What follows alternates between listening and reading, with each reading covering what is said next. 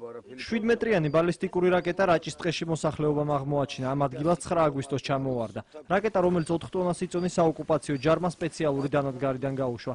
ასეთი სიმძლავრის ბომბი აგრესორებს კონფლიქტის ზონაშიც კი არ ჩამოუგდიათ. რუსული წარმოების ბალისტიკური რაკეტა ტყეში ჩამოვარდა და მიწაში დაახლოებით 5 მეტრის სიღრმეზე ჩაეფლო. აქ 700 კილოგრამი მხოლოდ ასაფეთქებელი ნივთიერებაა. საბედნიეროდ დასახლებულ პუნქტში არ ჩამოვარდა, თორემ 100 მეტრის რადიუსში მკვდარი ზონა იქნებოდა.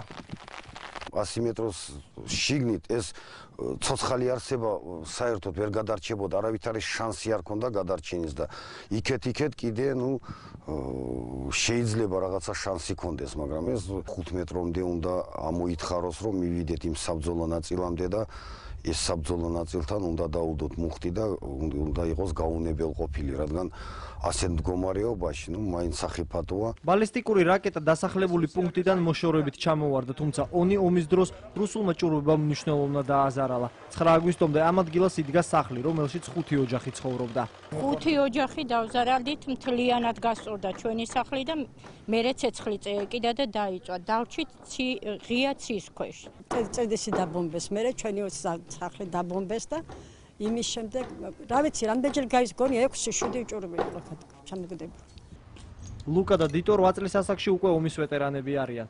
რუსული ჭურვი მათი სახლის მახლობლად ჩამოვარდა. ეს კი ისაა, რაც სახლისგან დარჩა. დღეს დანგრეულ საცხოვრებელში საკუთარი ნივთების საძებნელად დადიან, მაგრამ ვერაფერს პოულობენ.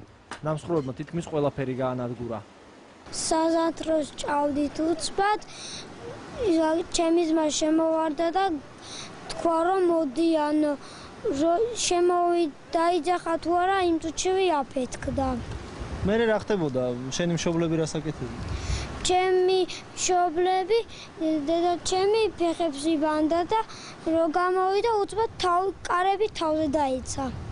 რუსმა ავიატორებმა არცონის ცენტრში მდებარე ეს კორპუსი დაინდეს. მას რამდენიმე ჭურვი მოხვდა. 15 ოჯახი მხოლოდ მტკიცე სახურავმა გადაარჩინა. ომის გარდა ოკუპანტებმა რაიონის რამდენიმე სოფელიც დაბომბეს. წინასწარი გათვლებით ზარალი 1,5 მილიონი ლარს აღემატება.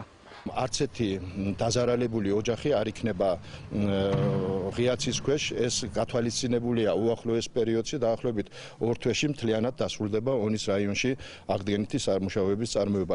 კიდევ ერთი ბალისტიკური რაკეტა მოსახლეობამ ონთან ახლოს იპოვა. ისიც არ აფეთქდა. ახლა უკვე განაღმულია და ქალაქის ცენტრში დევს. რაჭველები ამბობენ, გადავაწყობთ და უკან დავაბრუნებთო.